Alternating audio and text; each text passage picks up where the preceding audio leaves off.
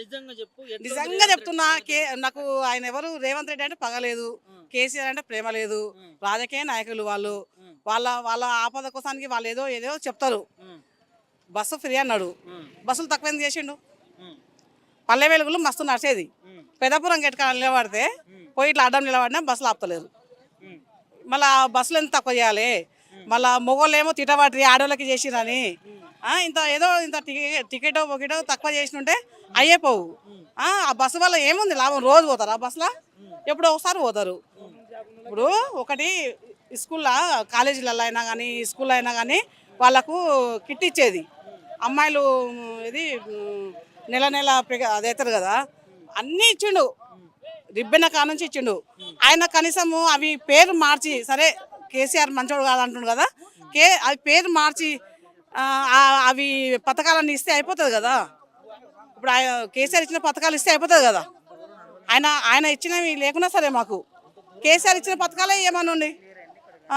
ఏది కళ్యాణ లక్ష్మి అంటే మళ్ళీ ఆడపిల్ల పుడితే 16,000 ఇచ్చేది, మోపిల్ల పుడితే 12,000 ఇచ్చేది.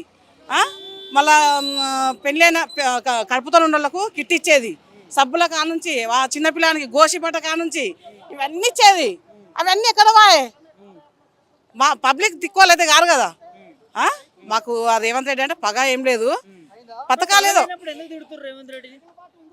మరి ఇక అబద్ధాలు చెప్పే కదా, చెప్పు అబద్ధాలు కదా. ఇస్తాము అది ఇస్తాం అంటే సంతోషంగా వేసిది. ఊరికి ఒక 5 మందికి ఏమో సిలిండర్ ప్యాన్లు పడుతున్నాయి, 100 మందికి పడతలేవు. పడ్డామనేమో పడ్డావే అని చెప్తుంది, పడనా మాకు రాకపోయా అంటుంది. 2,500 అనే అవి లేకపోయే, మళ్ళీ ఏది లేకపోయే.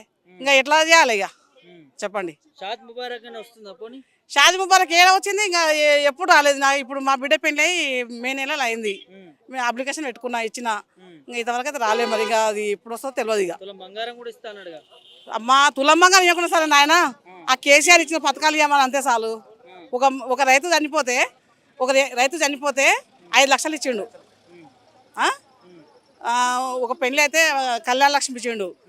చిన్నపిల్లలు నెల నెల మంత్ అయినా కానీ వాళ్ళకు అవన్నీ ప్యాకెట్ల కానుంచి ప్రతి ఒక్కటి చెప్పుకుంటే బాగుండదు కానీ అన్ని ఇచ్చిండు.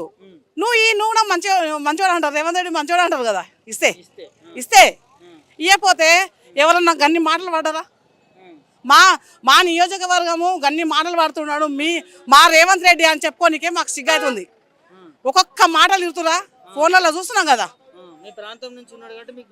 బాధ అవుతుంది. మా మనిషిని తిట్టితే మాకు బాధ అనేటే కదా.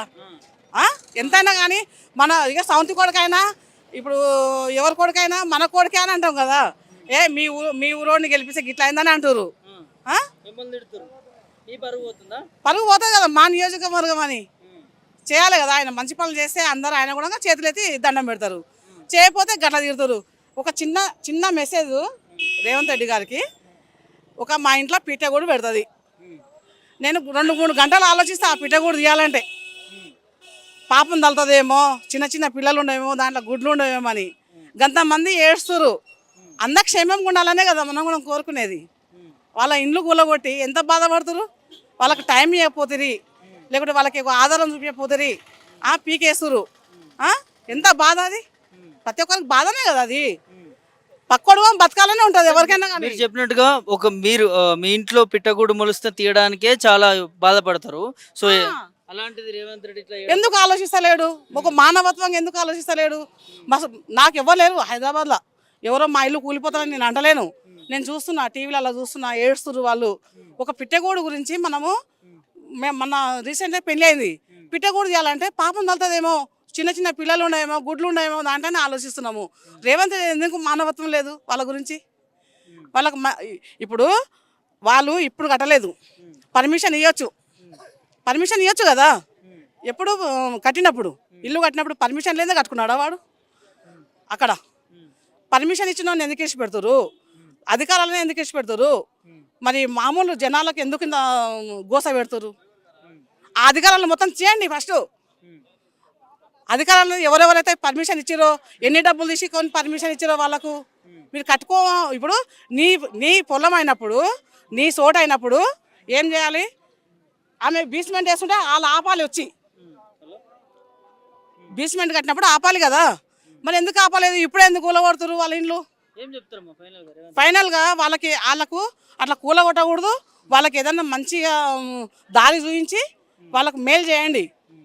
ఇంకో ఇంకా 100 ఏళ్ళు బతకం మనము. మా అంటే ఇంకా 50 ఏళ్ళు ఆయన బతాడేమో, 10 ఏళ్ళు మనం బతామేమో. కానీ ఇంత ఘోరంగా వాళ్ళకి చేయకూడదు. అందరు బతకాలి, అందరు మంచిగా ఉండాలి, అందులో రేవంత్ రెడ్డి ఉండాలని అనుకుంటాం మేము.